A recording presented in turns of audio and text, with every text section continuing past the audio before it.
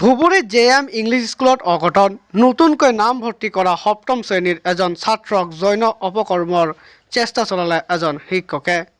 গোচৰ ৰুজু কৰাৰ পাছতে এতিয়া পলাতক বিদ্যালয়খনৰ শিক্ষকজন। শিক্ষাৰ মন্দিৰ অপবিত্ৰ কৰাৰ ভয়ংকৰ ঘটনা পোহৰলৈ আহিছে ধুবুৰীৰ JM ইংলিছ স্কুলত অঘটন। এইবাৰ এজন হিন্দী শিক্ষকে এজন 13 বছৰীয়া ছাত্ৰৰ লগত কৰিলে অপকৰ্ম।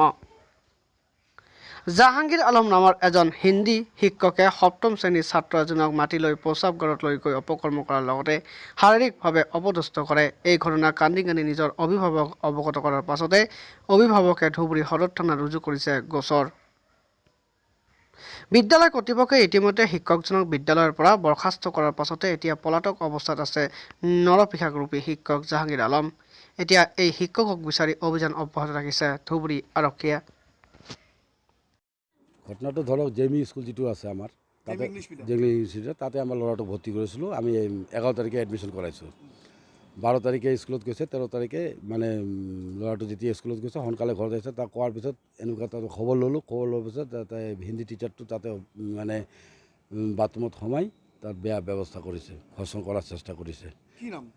হিন্দী টিচাৰৰ নাম হ'লে তোমাৰ জাহাংগীৰ আলম। তাৰপিছত আমি কেছ দিলোঁ। মিটিং হোৱাৰ পিছত সিহঁতে ল'ৰাটো পলাই গৈছিল, আহিছিল মাপ চাপ বিচাৰিছে, তাৰ গাৰ্জেনো আহিছিল। অহাৰ পিছত আমি গাৰ্জেনক ক'লোঁ যে এনেকুৱা কথা। গাৰ্জেন কৈছে আপুনি যিটো ভাল কৰে সেইটো কৰক। তাৰপিছত আমি FIR দিছোঁ, কোৰ্টত কেছ দিছোঁ থানা। এতিয়া বৰ্তমান ল'ৰাজন পলায়ন হৈ আছে।